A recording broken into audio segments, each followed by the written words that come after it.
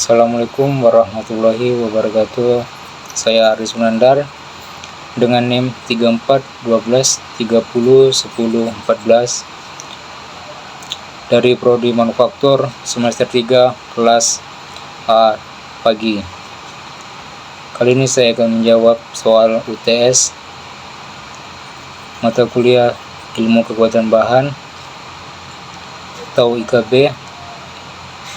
Langsung saja, saya akan menjawab soal yang pertama, yaitu hitunglah tegangan dan regangan yang terjadi pada batang aluminium. Menggunakan rumus F per A. Yang pertama yaitu mencari luas penampang yang terlebih dahulu. A sama dengan 40 Newton per 0,1256 M pangkat 2. R sama dengan jari diameter pangkat 2 sama dengan 0,004 pangkat 2 sama dengan 0,02 M. A sama dengan R 0,2 M pangkat 2 sama dengan 0,001256 M pangkat 2. Jadi luas penampangnya yaitu 0,001256 M pangkat 2. Selanjutnya mencari tegangannya. 0 sama dengan 40.000 Newton per 0,001256 M sama dengan 31,83 MPa. Jadi tegangannya adalah sebesar 31,83 MPa. Selanjutnya itu regangan. E sama dengan 0,002 M per 1,5 M sama dengan 0,00133. Jadi regangannya yang dapat yaitu sebesar 0,00133. Selanjutnya soal nomor 2 yaitu hitunglah panjang perpanjangan yang akan terjadi pada batang baja saat diberikan gaya yang sama sebesar 40 kN atau Newton. Langsung saja kita bahas. A sama dengan E sama dengan 31,83 dikali 10 derajat PA per 200 dikali 10 derajat PA sama dengan 0,00159. Selanjutnya A sama dengan L sama dengan 0,00159 sama dengan 1,5 M sama dengan 0,00239. Jadi panjang perpanjangan pada baja yaitu sebesar 0,239 mm. Selanjutnya yaitu soal nomor 3. Jelaskan bagaimana modulus elastisitas mempengaruhi deformasi material dalam konteks fabrikasi dan aplikasi nyata. Untuk memilih bahan dalam desain struktur. Tunggu bentar.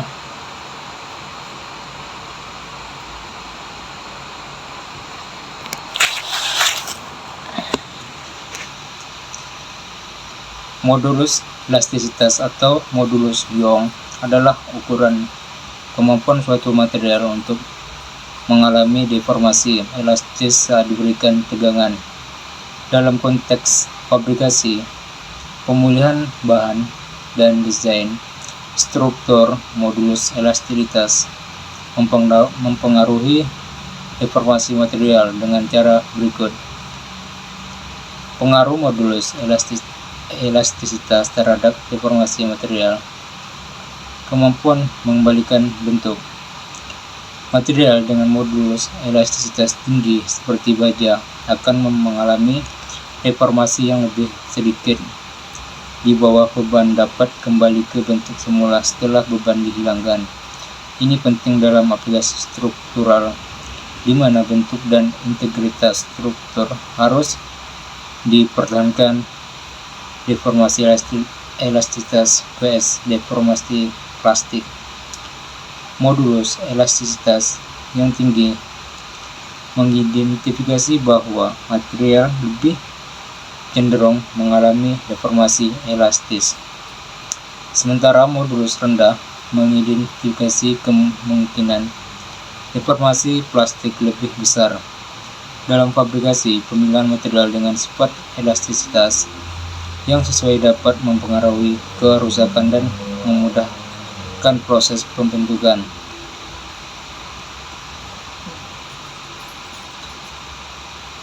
Perhitungan tegangan dan regangan. Dalam desain struktur, modulus elastisitas digunakan untuk menghitung hubungan antara tegangan dan regangan. Ini membantu insinyur untuk memastikan bahwa struktur tidak akan melebihi batas elastisitas di bawah beban operasional. Aplikasi dalam pemulihan bahan dan desain struktur. Pemulihan bahan. Dalam aplikasi seperti pemulihan energi, misalnya pegas, material dengan modulus elastisitas yang tepat dapat menyimpan dan melepaskan energi dengan efisien. Misalnya dalam pegas mobil, material dengan modulus tinggi memberikan kinerja yang baik dalam menyerap guncangan. Desain struktur. Dalam rekayasa sipil seperti pada jembatan dan gedung, material dengan modulus elastisitas yang tinggi dapat digunakan untuk mengurangi deformasi di bawah beban besar, meningkatkan stabilitas dan umur panjang struktur. Desain elemen struktur seperti blok dan kolam memerlukan pertimbangan modulus elastisitas untuk menentukan ketebalan panjang dan bahan yang tepat guna memastikan keamanan dan efisiensi biaya. Penggunaan material komposit. Dalam fabrikasi komposit, pemilihan bahan dengan modulus elastisitas yang berbeda memungkinkan insinyur untuk merancang material yang dapat disesuaikan dengan kebutuhan spesifik aplikasi seperti berat, ringan, dan ketahanan tinggi. Aplikasi dalam biomekanika. Dalam bidang biomekanika seperti desain implan, ortopedi, material dengan modulus elastisitas yang sesuai dapat membantu dalam pemulihan dan integrasi dengan jaringan tubuh manusia, memastikan bahwa implan tidak menyerap kerusakan pada jaringan sekitar. Selanjutnya saya akan membahas soal nomor 2, yaitu jelaskan hingga orang awam paham tentang diagram tegangan, regangan, dan aplikasinya dalam desain disertai gambar akan lebih baik. Langsung saja kita jelaskan.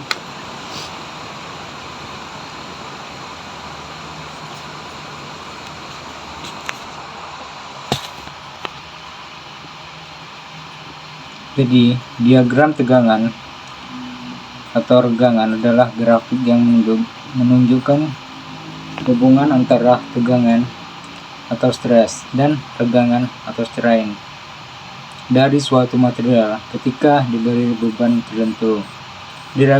Diagram ini sangat penting dalam ilmu material dan teknik karena membantu kita memahami seberapa kuat dan elastis sebuah material.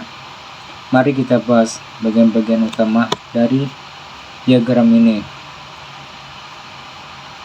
1. Tegangan stres. Tegangan adalah gaya persatuan luas yang dialami material. Secara matematis, tegangan diukur sebagai gaya yang diberikan dalam Newton dibagi dengan luas penampung material dalam meter persegi dengan satuan yang umum adalah Pascal atau PA. Dalam diagram, tegangan adalah sumbu vertikal, yaitu sumbu Y. Yang kedua yaitu regangan strain. Regangan menunjukkan perubahan bentuk atau deformasi yang dialami material akibat tegangan. Ini diukur sebagai perubahan panjang deformasi dibandingkan dengan panjang awal tanpa satuan. Karena merupakan perbandingan pada diagram, regangan ditampilkan pada sumbu horizontal atau sumbu Y.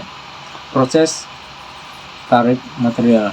Ketika material seperti logam atau plastik ditarik atau diberi gaya, material ini mulai melawan gaya tersebut. Diagram ini menunjukkan bagaimana material merespon hingga patah atau rusak. Bagian-bagian penting dalam diagram. Zona elastis. Di bagian awal grafik terdapat daerah elastis. Di sini jika gaya dihilangkan, material akan kembali ke bentuk aslinya. Hubungan antara tegangan dan regangan ini linear atau garis lurus, yang berarti kenaikan tegangan sebanding dengan kenaikan regangan. Ini dikarenakan sebagai hukum Hooke. Titik elastisitas. Titik ini menandakan batas di mana material bisa kembali ke bentuk asal. Setelah titik ini, jika diberi tegangan lebih lanjut, material akan mengalami deformasi permanen. Zona plastis. Jika tegangan terus ditambah setelah melewati titik elastis, material akan memasuki zona plastis. Di sini, jika gaya dihilangkan, material tidak akan kembali ke bentuk semula dan mengalami deformasi permanen. Titik leleh. Titik ini di mana material mulai melembut atau menunjukkan deformasi besar tanpa menambah banyak tegangan. Ini biasanya merupakan batas maksimum untuk penggunaan praktis. Titik patah. Bagian akhir diagram di mana material mengalami tegangan maksimal dan akhirnya patah atau putus. Selanjutnya, saya akan menjelaskan beberapa poin penting pada diagram. Pada gambar ini, ada beberapa poin penting, yaitu zona elastis. Bagian linear awal di mana material dapat kembali ke bentuk semula. Titik elastisitas. Titik batas zona elastis pada plastis. Zona plastis, bagian melengkung di mana deformasi menjadi permanen. Titik leleh, titik maksimum dari zona plastis. Titik patah, bagian akhir di mana material akhir patah. Selanjutnya yaitu soal ketiga atau yang terakhir, jelaskan tentang mil sertifikat dan komponen-komponen yang ada di dalamnya, disertai dengan gambar lebih baik. Baiklah, kita akan simak gambarnya berikut ini. Selanjutnya saya akan menjelaskan tentang mil test sertifikat. Yang pertama saya akan membahas tentang tanggal pengujian, yaitu 18 Maret 2015, dan good description atau description produk menggunakan hot dip galvanized steel pipa. Untuk standar digunakan itu BS11 39 EN39. Untuk size produk tersebut yaitu 48 3x3 2x600 mili head and on-nya itu Y10, 12, 10, 1. Untuk surface appearance-nya itu atau bentuk permukaan galvanis, untuk shape round atau bentuk produk yaitu bulat. Untuk packs-nya itu berjumlah 561. Untuk weight atau berat produk tersebut yaitu 1117,362. Untuk full symmetry atau bahan kimia C 0,16, Mn-nya 0,38, Si-nya itu 0,16 dan P 0,021. Yang terakhir S 0,16. Dan kualitas atau mechanical properties, yield strength 343, tensile strength 450, elongation 29, bend test result atau hasil pengujian yaitu oke. Berikut penjelasan yang dapat saya sampaikan tentang milk test certificate. Berikut adalah video pembahasan soal UTS ilmu kekuatan bahan. Saya akhiri. Wassalamualaikum warahmatullahi wabarakatuh.